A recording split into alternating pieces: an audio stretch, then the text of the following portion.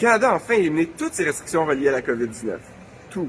Donc, je suis présentement à l'aéroport de la Nouvelle-Orléans, je retourne au Canada en avion. Je vais pouvoir te montrer l'expérience au complet, comment c'est de voyager, comment c'est d'entrer au Canada avec toutes les restrictions maintenant levées. En réalité, c'est vraiment pas compliqué. Toutes les exigences que le Canada avait ont toutes été levées pour tous les voyageurs. C'est comme si la pandémie était finie. On est revenu aux règles qu'il y avait avant la pandémie, tout simplement. Même l'exigence de masques, qui était dans les avions, les aéroports, c'était un des derniers pays, le Canada, à avoir encore ça. Donc, les États-Unis ont enlevé ça en avril, la majorité de l'Union européenne en mai. Donc, ça, c'est parti. Donc, je vais pouvoir tester ça et tout le processus d'entrée pour te partager ça. Mais vu qu'on parle de l'expérience dans les aéroports, de la logistique de voyager, avant mon vol, je vais vraiment partager 2 astuces vitales pour rendre tes voyages plus agréables. Avoir la carte Nexus, c'est vraiment une des meilleures astuces pour les voyageurs canadiens.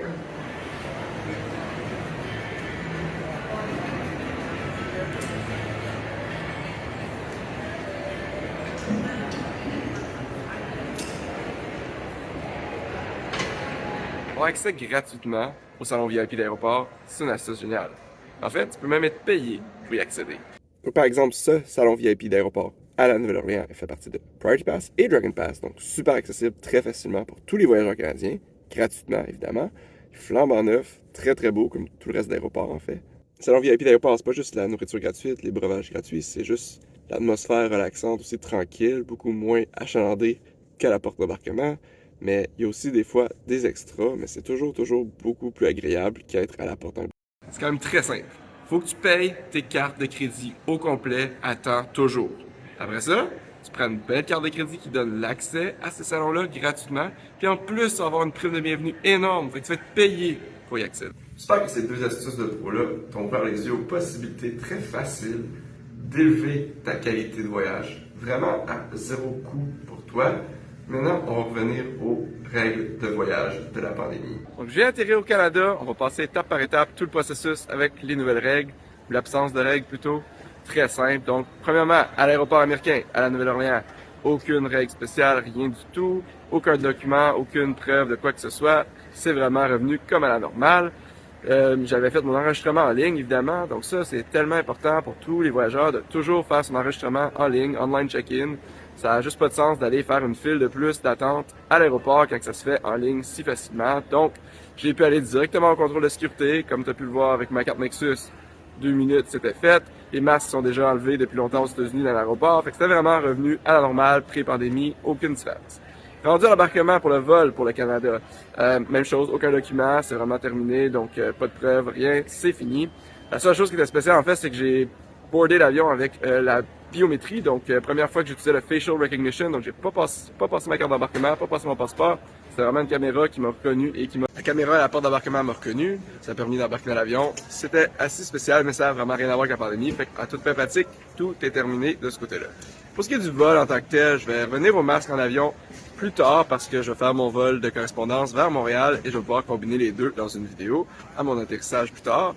Donc ensuite, aux douanes, rendu à Toronto, les cartes Nexus, ça donne aussi accès à une file prioritaire pour les douanes au Canada et aux États-Unis, en plus du contrôle de sécurité dans les deux pays. Donc, c'était très rapide, en 2 secondes, j'ai passé aussi les douanes, aucun ArriveCan, aucun appli, aucun rien, tout est revenu à la normale. C'est vraiment terminé en termes de règles de voyage au Canada. Donc, maintenant, je suis rendu à l'aéroport, je m'en vais relaxer dans le salon VIP d'aéroport auquel j'ai accès gratuitement.